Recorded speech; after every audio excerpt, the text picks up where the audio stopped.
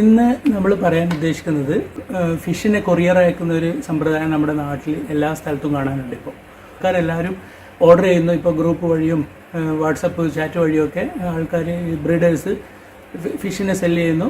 അത് ആൾക്കാർ കൊറിയറിൽ വാങ്ങുന്നു. ഹോബിയിസ്റ്റുകളൊക്കെ കൊറിയറിലാണ് വാങ്ങുന്നത്. അപ്പോൾ ഈ കൊറിയറിൽ വാങ്ങുക എന്ന് പറഞ്ഞൊരു പ്രോസസ്സ് അതൊരു വളരെ ഇമ്പോർട്ടൻ്റ് ആയൊരു തിങ്ങാണ്. കാരണം അത് ജസ്റ്റ് നമ്മളിപ്പോൾ ഒരു ബിസ്ക്കറ്റ് കൊറിയർ അയക്കുമ്പോൾ അയക്കാൻ പറ്റുന്ന സാധനമല്ല ഒരു ലിവിങ് മെറ്റീരിയൽ. അത് ലൈവ് ഫിഷിനെ കൊറിയർ അയക്കുന്നതിനും വാങ്ങുന്നതിനും അതിൻ്റേതായ കുറച്ച് കാര്യങ്ങൾ നമ്മൾ ശ്രദ്ധിക്കേണ്ടതായിട്ടുണ്ട്. ഇപ്പോൾ പലരും കൊറിയർ ഫിഷിനെ പാക്ക് ചെയ്ത് ആൾക്കാർക്ക് ഷോപ്പിൽ നിന്ന് സെയിൽ ചെയ്യും പോലെ ഫിഷിനെ പാക്ക് ചെയ്ത് ബോക്സിലിട്ട് ഒട്ടിച്ചങ്ങ് അയക്കുവാണ്. അപ്പോൾ ഈ ഫിഷിനെ കൊറിയർ ചെയ്യുന്നതിനും കൊറിയർ കിട്ടിയതിന് ശേഷം ഇത് റിസീവ് ചെയ്യുന്ന ആൾ ആ ഫിഷിനെ വീണ്ടും ടാങ്കിലേക്ക് മാറ്റുന്നതിനും കുറച്ച് റൂൾസ് ഉണ്ട്. ഇത് FAO എന്ന് പറഞ്ഞൊരു ഇൻ്റർനാഷണൽ ഓർഗനൈസേഷനുണ്ട്, എല്ലാവർക്കും അറിയാം. Food and agriculture organisation FAO.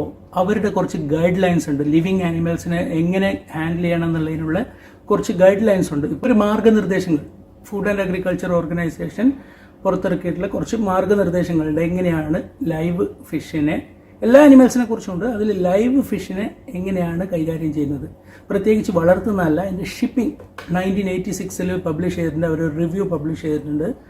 Living animals, living ഫിഷിനെ എങ്ങനെ ഷിപ്പ് ചെയ്യുന്നു, അതിനെങ്ങനെ റിസീവ് ചെയ്യണം എന്നുള്ളതിൽ. അതിൽ എങ്ങനെ ഷിപ്പ് ചെയ്യുന്നു എന്നുള്ളത് ഇറ്റ്സ് ഓക്കെ, അത് വളരെ ഡീറ്റെയിൽഡ് ആയിട്ടുള്ളൊരു പ്രൊസീജിയറാണ്.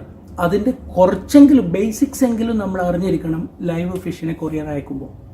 ഇപ്പോൾ എക്സാമ്പിളിന് ഇപ്പോൾ ഞാൻ ലൈവ് ഫിഷിനെ കൊറിയറിൽ വാങ്ങുന്നത്, അത് ഇവിടെ കൊണ്ടുവന്ന പാക്കറ്റ് ഓപ്പൺ ചെയ്താൽ നമുക്ക് അണ്ടർസ്റ്റുഡാണ്. അവർ വളരെ സയൻറ്റിഫിക് ആയിട്ടാണ് അത് ചെയ്തിട്ടുള്ളത്, പ്രൊഫഷണലി പാക്ഡാണ്.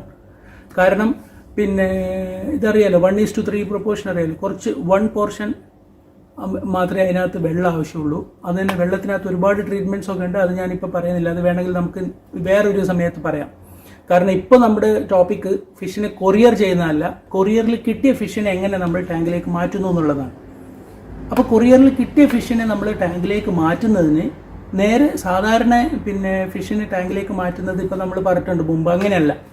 ഇത് കുറച്ച് സെപ്പറേറ്റ് ആണ്. കാരണം ഇത് മോർ ദാൻ 14-15 hours അല്ലെങ്കിൽ 1 day 2 days ഈ ബോക്സിനകത്ത് ഈ പാക്കറ്റിനകത്ത് കടന്നിട്ട് വരുന്ന ഫിഷാണ്. അപ്പോൾ അതിനെ നേരിട്ട് ടാങ്കിലേക്ക് മാറ്റാൻ പാടില്ല. കാരണം അതിൻ്റെ കംപ്ലീറ്റ് മെറ്റാബോളിസവും അതിനകത്തുള്ള ആ ഒരു ചുറ്റുപാടേ വ്യത്യാസമാണ്. അതിപ്പോൾ നമുക്ക് എന്താ പറയുക, നമുക്കത് പറഞ്ഞാൽ മനസ്സിലാവില്ല എന്ന് പറയാം. അങ്ങനത്തെ ഒരു രീതിയിലാണ് ആ ഫിഷ് വരുന്നത്. അപ്പോൾ നമ്മൾ ആ ഫിഷിനെ എങ്ങനെയാണ് മാറ്റേണ്ടതെന്നുള്ളതാണ് നമുക്ക് നോക്കേണ്ടത്. ഗപ്പി പോലുള്ള ഫിഷുകൾ ഈ കൊറിയറിൽ വാങ്ങുമ്പോൾ നമ്മൾ വളരെയധികം ശ്രദ്ധിക്കണം. കാരണം ഞാൻ മുമ്പ് പറഞ്ഞിട്ടുള്ളത് അത് വളരെ ഡെലിക്കേറ്റ് ആയിട്ടുള്ള ഫിഷാണ്. അതിന് വളരെ കെയർഫുള്ളായിട്ട് വേണം കൈകാര്യം ചെയ്യാൻ. നമ്മൾ ആദ്യം തന്നെ ഈ കൊറിയർ ബോക്സ് ഓപ്പൺ ചെയ്ത്, ഈ കൊറിയർ ബോക്സ് ഓപ്പൺ ചെയ്ത് ഫിഷിനെ ടാങ്കിലേക്ക് മാറ്റുന്നതിൽ ഒരിക്കലും ധൃതി പിടിക്കരുത്. സാവധാനം ചെയ്യേണ്ട ഒരു പ്രോസസ്സാണ്. അത് ഓൾറെഡി 1 or 2 days അല്ലെങ്കിൽ 15 hours ഒക്കെ ഇരുന്ന് വരുന്ന ഫിഷിനെ ഇനിയിപ്പോൾ നിങ്ങൾ പെട്ടെന്ന് അങ്ങ് 1 minute കൊണ്ട് ചാടി എടുത്തിട്ടുകൊണ്ട് പ്രത്യേക പ്രയോജനമൊന്നുമില്ല. ഇഷ്ടംപോലെ ടൈം ഫിഷ് ഓൾറെഡി അതിനകത്ത് ഇരുന്ന് കഴിഞ്ഞു. അപ്പോൾ സാവധാനത്തിൽ തന്നെ ചെയ്യുക. ഫസ്റ്റ് ഫിഷിനെ ഇത് ഓപ്പൺ ചെയ്തിട്ട് ആ കവർ പുറത്തെടുത്ത്, ഒന്നും ധൃതി പിടിക്കരുത്. അത് ഇനിയും ഓൾറെഡി സ്ട്രെസ്സിലാണ്, ഇനിയും സ്ട്രെസ്സ് ഫിഷിന് കൊടുക്കരുത്. മെല്ലെ ആ കവർ പുറത്തേക്ക് എടുത്ത് ആ കവർ കുറച്ച് സമയം അവിടെ വെക്കുക. ആ ഒരു എന്താ പറയുക, ഒരുപാട് മൂവ്മെൻറ്റിലൊക്കെ വന്നതായതുകൊണ്ട് വീണ്ടും ആ ഫിഷിനെ ഇട്ട് ഒന്നും ചെയ്യാതെ കവർ ഓപ്പൺ ചെയ്ത് ഫിഷൊക്കെ ലൈവാണെന്ന് ഉറപ്പ് വരുത്തിയിട്ട് മെല്ലെ ആ കവർ അവിടെ ഫ്ലോറിൽ വെക്കുക കുറച്ച് സമയം. അതങ്ങനെ നിൽക്കട്ടെ. കാരണം ഫിഷ് സ്റ്റെപ്പ് ബൈ സ്റ്റെപ്പായിട്ടാണ് അത് വീണ്ടും അതിൻ്റെ ആ ഒരു പഴയ കണ്ടീഷനിലേക്ക് വരേണ്ടത്. സഡൻലി അത് ഒരു ഇരുട്ടുമുറിയിലിരുന്ന് പെട്ടെന്ന് തുറന്ന് ടാങ്കിലേക്ക് വിടുന്നു എന്നുള്ള ആ ഒരു സ്ട്രെസ്സ് ഫിഷിന് വീണ്ടും ഫീൽ ചെയ്യരുത്. പ്രത്യേകിച്ച് ഇതുപോലുള്ള ഗപ്പി പോലുള്ള ഫിഷുകൾക്ക്. വലിയ ഫിഷ്, ക്യാറ്റ് ഫിഷൊക്കെ ആണെങ്കിലൊന്നും കുഴപ്പമില്ല. അപ്പോൾ ഇതുപോലുള്ള കണ്ടില്ലേ, ഫിഷുകൾ കുറച്ച് പേടിയിലാണുള്ളത്. അത് നമുക്ക് കണ്ടാൽ തന്നെ അറിയാം. ഇപ്പോൾ ഈ പാക്കിങ്ങിൻ്റെ കൂടെ ഇവർ ഐസ് കൂടെ ഇതിൽ പാക്ക് ചെയ്ത് വെക്കും. കാരണം ഇവിടെ ടെമ്പറേച്ചർ നന്നായിട്ടുണ്ട്. അപ്പോൾ എന്ത് ചെയ്യുന്ന വെച്ചാൽ ഡ്രൈ ഐസ് കവറിൽ പാക്ക് ചെയ്തിട്ട് ഈ കവറിൻ്റെ കൂടെ തന്നെ വെക്കും. ഈ ഫിഷിനകത്തല്ല, സെപ്പറേറ്റ് ആയിട്ട് കവർ ചെയ്ത് വെക്കും. അപ്പോൾ അത് ഒരു 10 hours അത് അലിഞ്ഞ് തണുത്ത വെള്ളമായി ഈ കവറിൻ്റെ ചുറ്റിലും ഇങ്ങനെ നിൽക്കും, ആ ഒരു ടെമ്പറേച്ചർ മെയിൻറ്റെയിൻ ചെയ്യാൻ വേണ്ടി. അപ്പോൾ നമ്മൾ മുൻകൂട്ടി തന്നെ ഫിഷ് കൊറിയർ വരുന്നതിൻ്റെ 2-3 ദിവസം മുമ്പ് തന്നെ അതിന് വേണ്ടിയുള്ള ടാങ്ക് റെഡിയാക്കി വെക്കണം. എന്നിട്ട് നമ്മൾ ആദ്യം ചെയ്യുന്നത് ഒരു ബക്കറ്റിലേക്ക് ഈ കൊണ്ടുവന്ന കവർ തുറന്ന് വിടുവാണ് ഫിഷിനെ.